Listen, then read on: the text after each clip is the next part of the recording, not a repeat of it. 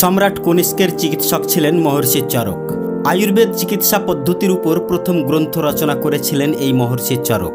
চরক সংহিতা তাঁর সেই গ্রন্থের নাম, যে কারণে তাকে আয়ুর্বেদ চিকিৎসার জনক বলা হয়। মহর্ষি চরক একদিন তার শিষ্য ছাত্রদের নিয়ে মাঠে প্রান্তরে ঘুরে বেড়াচ্ছিলেন ঔষধি গাছগাছড়ার খোঁজে।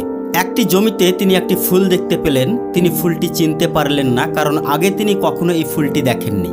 তৎক্ষণাৎ তিনি সেটি তুলে নেবার জন্য উদ্যত হলেন।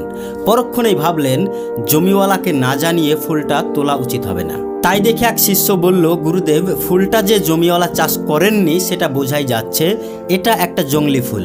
তাছাড়া জমিওয়ালা এখানে উপস্থিত নেই, আমরা তাকে চিনিও না। তাকে খুঁজতে বেশ বেগ পেতে হবে। তার চেয়ে বরং ফুলটা আপনি তুলে নিন, কোনো সমস্যা হবে না। চরক বললেন, তবুও তো এটা একজনের জমিতে রয়েছে, বেওয়ারিশ তো নয়।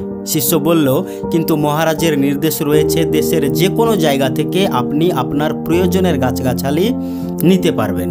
চরক বললেন, তাই বলে আমরা যদি দেশের যে কোনো মানুষের উপর রাজাজ্ঞা চাপিয়ে দিয়ে যা কিছু নিয়ে নিই, সেটা তো দুর্বলের উপর পীড়নের শামিল। তারপর 2 মাইল পায়ে হেঁটে গ্রামে গিয়ে সেই কৃষকের সন্ধান করে তার অনুমতি নিয়ে সেই ফুল সংগ্রহ করলেন মহর্ষি চরক।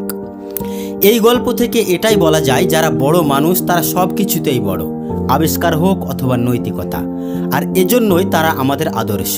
বর্তমানের এই নীতি দুর্ভিক্ষের সময়ে চরক মহর্ষির নৈতিক আদর্শ থেকে শিক্ষা নেওয়া ভীষণ প্রয়োজন। প্রয়োজন কি না তা তো আপনাদের সবিস্তারে বলার দরকার নেই।